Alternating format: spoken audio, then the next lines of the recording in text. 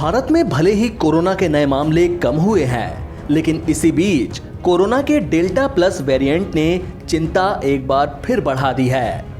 Health experts भी corona के नए वेरिएंट को लेकर चिंता जता रहे हैं। साथ ही उनका मानना है कि डेल्टा प्लस के अलावा कोरोना के कम से कम 4 और नए वेरिएंट्स हैं, जिससे संक्रमण का खतरा काफी ज्यादा है। इन 4 वेरिएंट्स पर बारीकी से नजर रखनी होगी। इन 4 वेरिएंट्स के क्या है नाम?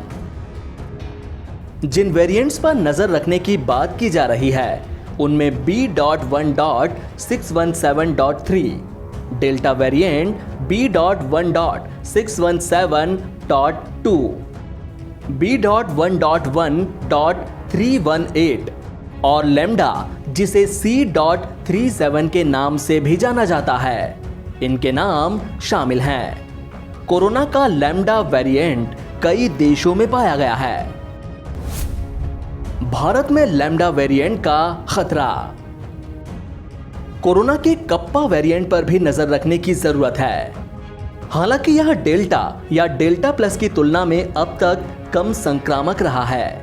कोरोना के B.1.617.3 और B.1.1.318 भारत में पहले से मौजूद हैं।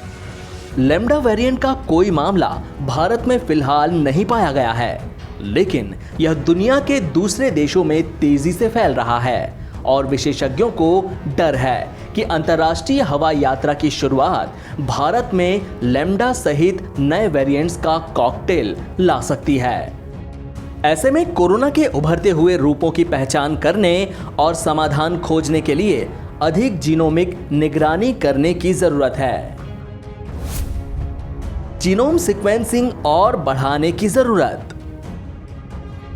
यशोदा अस्पताल हैदराबाद के सलाहकार डॉक्टर विघ्नेश नायडू वाई के मुताबिक वायरस के म्यूटेशन और जैसे जैसे वो मल्टीप्लाई होते हैं उसके मूल आनुवांशिक में कुछ त्रुटियां हैं।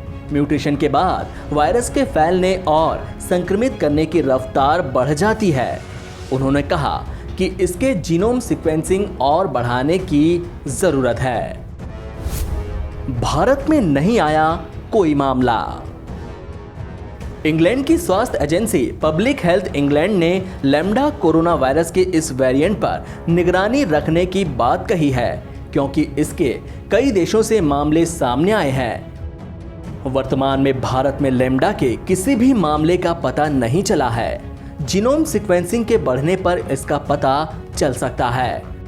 डॉक्टर एम खाजा ने चेतावनी दी है कि अंतर्राष्ट्रीय हवाई यातायात की बहाली लैम्डा जैसे नए वेरिएंट ला सकती है। लैम्डा वेरिएंट से बढ़ रहा है खतरा। GISAID डेटा से पता चला है कि लैम्डा के कई मामले दुनिया भर में सामने आए हैं। इनमें से कोई भी भारत से नहीं है।